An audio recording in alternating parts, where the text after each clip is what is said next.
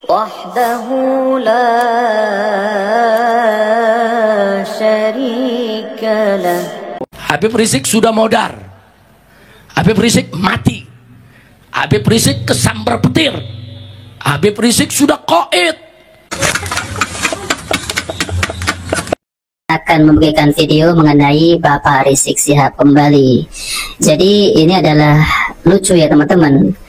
Ini ceramah tapi malah curhat kepada jamaahnya di Aceh teman-teman. Jadi saya sudah pastikan Bapak Rizik Syihab ini hanya ingin mencari simpati warga Aceh yang katanya dizolimi lah, yang katanya ya Habib ini dibenci lah. Namun ya teman-teman, jangan mudah ditipu oleh omongan-omongan Bapak Rizik Syihab ini.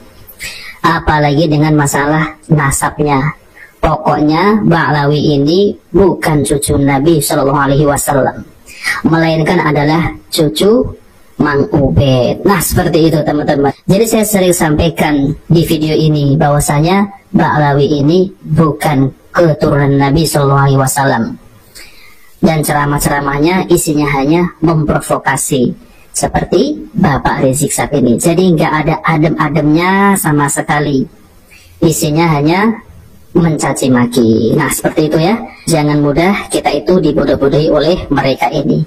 Mereka hanya mencari mukibin baru. Oke, kita langsung saja, mari kita simak videonya. Saya sepulang dari Saudi Arabia, saudara, saya sakit batuk seperti sekarang ini, batuk, badan agak meriang.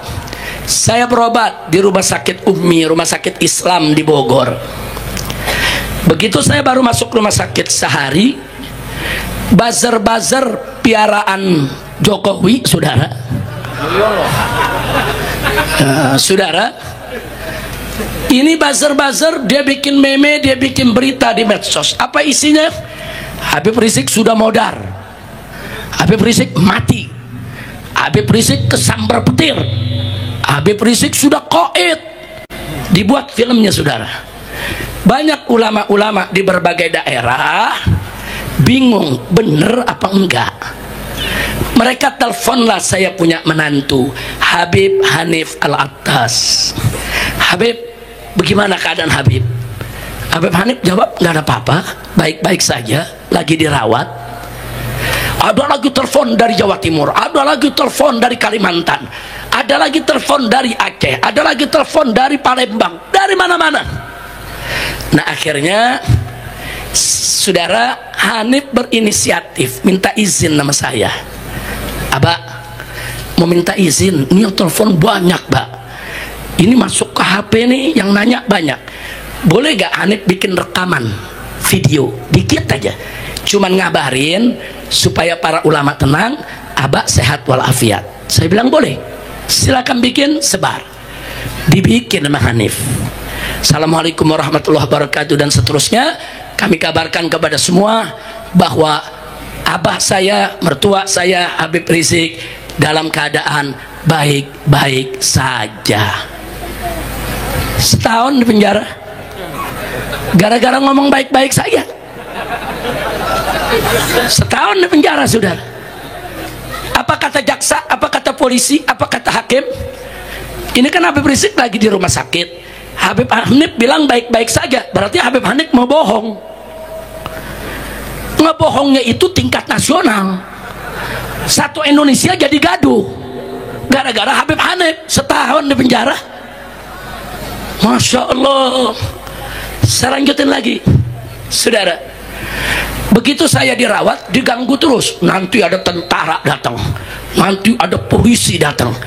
Ini rumah sakit diganggu, saudara. Bahkan kantornya diacak-acak, saudara. Jadi mereka mau tahu bagaimana keadaan saya. Lucunya, semua ruang didatengin, semua kantor didatengin, masuk ke kamar saya nggak berani. Nah kan saya dirawat di kamar, masuk aja ke kamar saya. Masuk itu tentara sama polisi, nggak ada yang masuk. Mereka hanya ingin bikin ini rumah sakit nggak aman, supaya saya diusir, saudara. Saya tahu diri. Jadi begitu hari itu darah saya diambil, saudara, untuk untuk pemeriksaan laboratorium. Saat itu pemeriksaan COVID nggak kayak sekarang.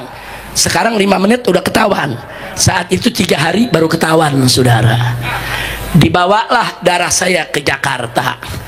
Rumah sakit diganggu terus, diganggu sama wali kotanya yang sekarang jadi wakil Mendagri. Ya, jadi Wamendagri, saudara. Nah sekarang begitu diganggu saya nggak enak hati. Saya temuin yang punya rumah sakit, saya telepon, saya minta ketemu. Saya bilang, terima kasih ya Hi, antum udah rawat Anda di sini, tapi mendingan Anda pulang. Oh kenapa Beb? Ini kan hasil pemeriksaan darah belum ada, laboratorium ini laporannya belum ada. Anda nggak enak, dia ngeganggu begini. Di sini banyak pasien, ada ibu hamil yang mau beranak, yang lagi cuci ginjalnya, saudara, cuci darah. Saya nggak enak, udahlah saya pulang. Tapi hasilnya nanti kalau udah datang hasil, kirim aja ke rumah. Nah begitu saya mau pulang, yang punya rumah sakit minta testimoni. Habib boleh gak ada testimoni? Rekaman dikit aja buat rumah sakit kita. Boleh, saya bikin rekaman. Assalamualaikum warahmatullahi wabarakatuh. Terima kasih kepada rumah sakit bla bla bla. Terakhir saya bilang kepada seluruh umat, tolong doakan kami. Alhamdulillah saya saat ini dalam keadaan baik-baik saja. Dituntut 6 tahun penjara gara-gara baik-baik saja, saudara. Gara-gara baik-baik saja saya dituntut 6 tahun penjara, vonis 4 tahun penjara. Saya banding terus sampai kasasi di MA, saudara, baru turun jadi 2 tahun. Itu pun setelah 2 tahun saya keluar, saya jadi tahanan rumah selama 2 tahun lagi, saudara. Nggak boleh keluar dari Jakarta. Nah sekarang yang ingin saya garis bawahi di sini, baik-baik saja kok bisa ya dipidanakan?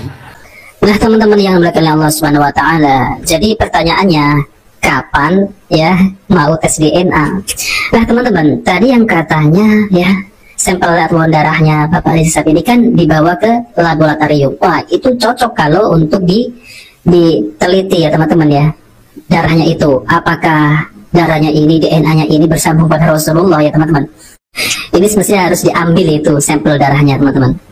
Namun ya sampai saat ini Bapak Rizik Syihab ini ya masih bisa membuktikan bahwasanya Bapak Rizik Syihab adalah keturunan Nabi Sallallahu Alaihi Wasallam.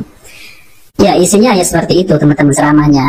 Ini ceramah malah curhat ya.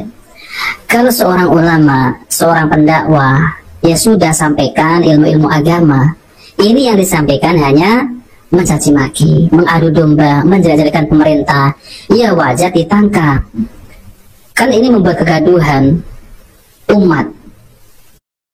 Ya wajar saja ditangkap, diamankan. Kalau nggak diamankan, tidak ditangkap, nanti ini malah makin merusak. Tapi alhamdulillah ya teman-teman ya, mengenai Habib-Habib Alawi yang ada di Indonesia ini, itu sudah mulai banyak orang ataupun kaum muslimin ini yang sadar bahwasanya mereka ini nasabnya itu tidak bersambung kepada Rasulullah SAW. Mungkin kalau dulu ya masih banyak yang membela Bapak Rizik Syihab, tapi sekarang sudah kelihatan mulai sepi.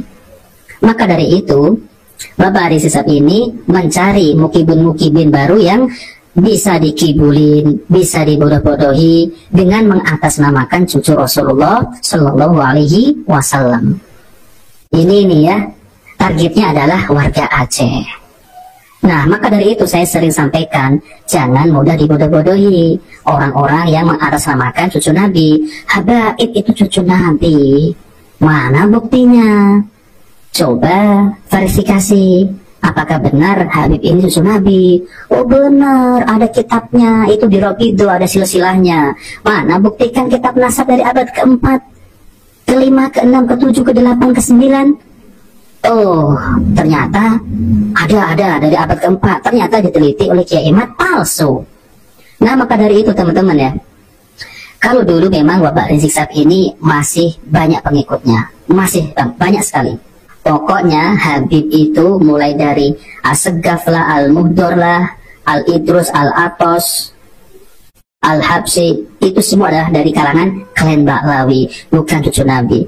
Kalau mereka berceramah tentang mengenai ilmu-ilmu agama, tidak masalah. Tapi kalau ceramahnya isinya hanya memprovokasi, mengadu domba, maka itu harus kita jauhi. Maupun itu keturunan Nabi yang asli ya, apalagi yang palsu, harus kita jauhi teman-teman. Karena apa teman-teman? Karena isinya hanya mengadu domba umat.